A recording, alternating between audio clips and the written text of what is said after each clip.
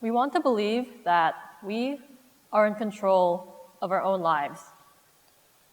We humans pride ourselves in building, crafting the world around us until it yields like water with a slight pressure of our fingertips.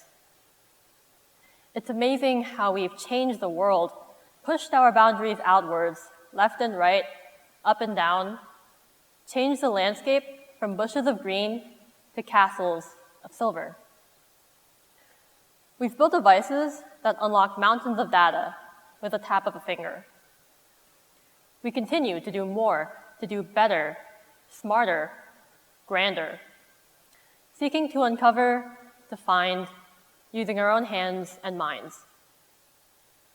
How is it then that we sometimes find ourselves trapped behind the life we built around us, surrounded by and drowning in the bright lights that border our reality? There comes a time when it is not our larger-than-life visions reflected off of our eyes, but instead a small mosaic of light, 800 pixels wide. And our phones become our lives. Now, if we include the grumbles you've heard throughout your life that technology is ruining our youth, or, everyone always looks down at their phones nowadays, this may be the 1000th time you're hearing someone talk to you about this. And no, I am not someone who has gotten rid of social media or gone on a week-long meditation retreat to distance myself from technology. No, I am an overworked student who takes all her classes online, meaning that I have no choice but to stare at my computer all day long. And on top of that, the pandemic has meant that my main source of connection with the outside world is my phone, so I spend hours a day texting my friends or checking social media. Just like many of you, I cannot afford to live without technology, and I cannot sacrifice the convenience it has provided me. Instead, I believe that although technology can control many aspects of your life, it should not become you. It should not change who you are as a person. I have personally noticed that technology has severely fragmented my attention span. Constantly having electronic devices in my vicinity meant that no matter what I was doing, no matter how important or urgent the task, I could instantly distract myself with social media, news sites, Netflix, TikTok, or YouTube. After all, what's the harm in a few minutes of fun? However, sometimes these minutes drag on, turning into 30 minutes, then an hour, and so on. Even if they don't, each time I pull myself away from what I'm doing, I reinforce the habit of frequently distracting myself. I end the day feeling unsatisfied with the work I've done because even though I spent a lot of time on it, I did not get nearly as much done as I wanted to. And to make matters worse, the pandemic has made it so that I sit at the same desk all day, blurring the line between the hours I set aside for work and the hours I set aside for relaxation. Constant stimulation from my devices has fundamentally changed the way I work. And apparently, I'm not the only one. According to The Guardian, in 2002, it was reported that, on average, we experience an interruption every 8 minutes. In an 8-hour day, that is about 60 interruptions. So imagine checking your phone after hearing a notification, then having to refocus on the task you were just working on. 60 times. Personally, it is not that hard for me to imagine because oftentimes it's my reality. It's absolutely unbelievable how our brains have been rewired to always seek stimulation, even if it leads to procrastination or a general decrease in productivity. Besides merely impacting how much work I get done, my phone is also why I've lost touch with my reality. Always using my phone meant that much of my time was spent messaging someone, or watching something, or scrolling down some sort of page. Oftentimes, I find myself instinctively reaching for my phone, not to achieve a specific purpose, but just to kill time. I believe many of you may be the same way.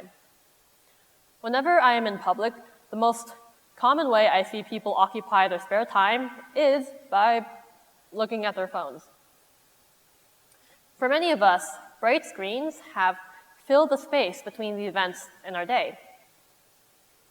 Since our devices have become our crutch and are so easily accessible, we use them constantly.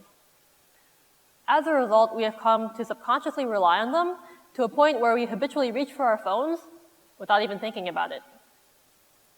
Each time we do it, we enforce the habit, and the cycle continues. On the surface, this is not actually an issue. I mean, everyone else is doing it and going through life just fine, aren't they? However, in my own life, I noticed that there's a difference between being fine and being truly content. Having a phone meant that I could drown out the world around me and replace it with any world I wanted to see. But this prevented me from enjoying the present moment. I ignored all sights and sounds stretched out before me, continuing to stare at a rectangle the size of my palm. This has also allowed me to conceal my emotions with instant gratification. If I was feeling bored or frustrated or afraid, my phone was a utopia that I could escape to and just ignore any unwanted feelings. But this has taken away my ability to be aware of and really process my emotions. And I was no longer okay with how I felt deep down, and the emotions never really disappeared. They came out of hiding once I turned off my phone. Not only has my phone prevented me from dealing with my negative emotions, it has also become the unnecessary source of new ones. Social media is a great way to easily get in touch with friends. However, the person behind each account is able to selectively highlight certain aspects of their lives, meaning usually all that's made public are their achievements, even though it's not an accurate representation of that person as a whole. Some people make comparisons with themselves as people and these resumes.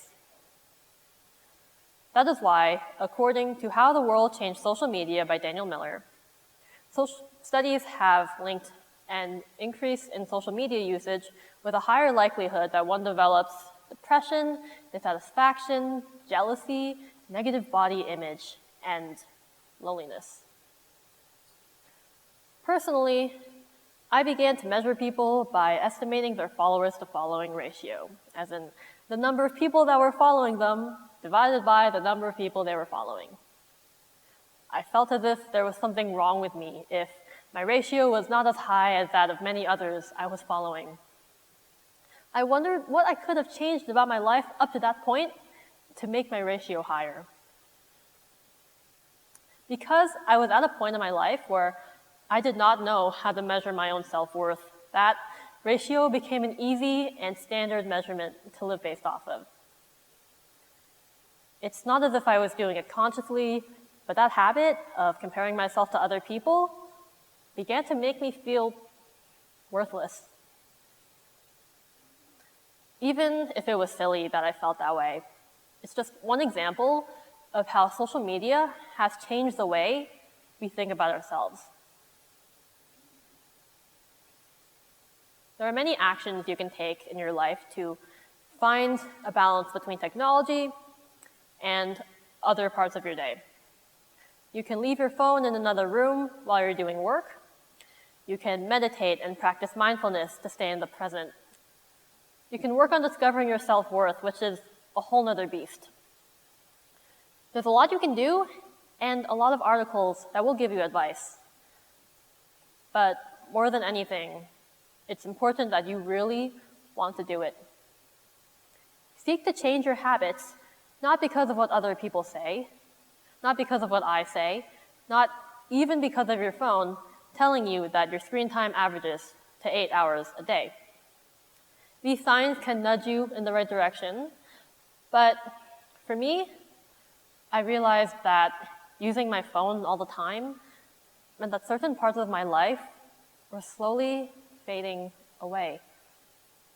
I was denying myself the satisfaction after a productive day, the inner calmness of empty moments, the ability to look in the mirror and say to myself, I love you. I didn't realize that these parts of my life were gradually disappearing until I noticed that I was no longer in control of my phone. My phone was in control of me. Thank you.